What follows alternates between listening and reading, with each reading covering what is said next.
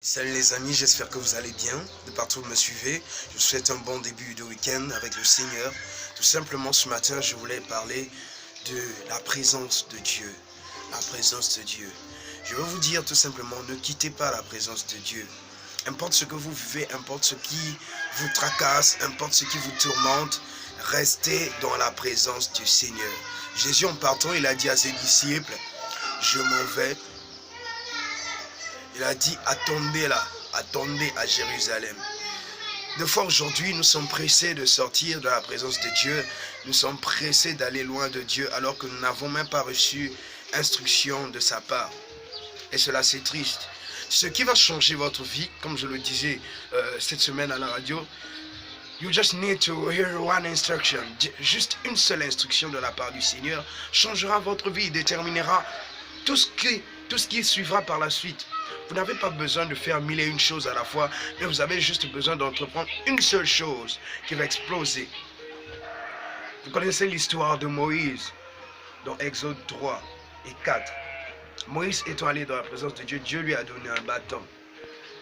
Dieu ne lui a pas donné un bâton, mais c'était un bâton qui était avec lui. Mais Dieu a transformé ce bâton. Il a rendu ce bâton surnaturel. Importe ce que vous avez comme capacité, ou ce que vous avez comme instrument sous la main, dans la présence de Dieu, cela peut devenir surnaturel. Ça peut être un commerce, ça peut être, je ne sais pas, importe ce que vous faites, que ce soit votre diplôme, que ce soit votre CV, lorsque vous restez dans la présence de Dieu, cela peut devenir surnaturel. Et en devenant surnaturel, quand vous sortez de là, ce n'est plus un simple CV, ce n'est plus un simple commerce, mais de cela découle, ça dégage une puissance, une force de la part de Dieu. Quelque chose d'inexplicable, quelque chose de divin va s'attacher à cela. Et je veux vous dire tout simplement, de partout où vous me suivez, restez dans la présence de Dieu. Attachez-vous à Dieu.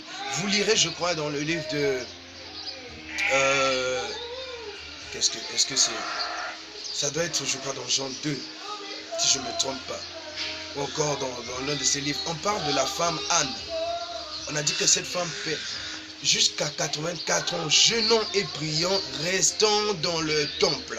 Jusqu'à 24 ans, la prophétesse Anne, dans le Nouveau Testament, restait dans le temple. Elle jeûnait et priait. Elle ne quittait pas la présence de Dieu. Vous connaissez aussi l'histoire de... Comment est-ce qu'on l'appelle?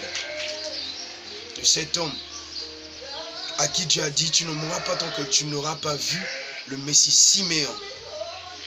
Et quand vous restez dans la présence de Dieu, votre vie ne peut pas finir comme ça sans que vous ne puissiez vivre la main de Dieu, sans que vous ne puissiez vivre le temps de Dieu, sans que vous puissiez vivre le temps de Dieu. Alors je prie de partout, je me souviens, Maroc, Algérie, Sénégal, Dakar, que ce soit à Abidjan, Boaké, que ce soit à Benin, Lomé, Togo, que ce soit au Cameroun, en Djibouti, que sais-je, France, Russie, États-Unis, je prie de tout mon cœur que cette grâce soit sur vous. La grâce de ne pas quitter la présence de Dieu, importe le lieu, importe ce que vous vivez, je vous assure, restez dans la présence de Dieu, restez en contact avec Dieu. Même si vous ne comprenez pas ce qui vous arrive, je vous encourage ce matin, avec ce week-end qui commence, restez dans la présence de Dieu.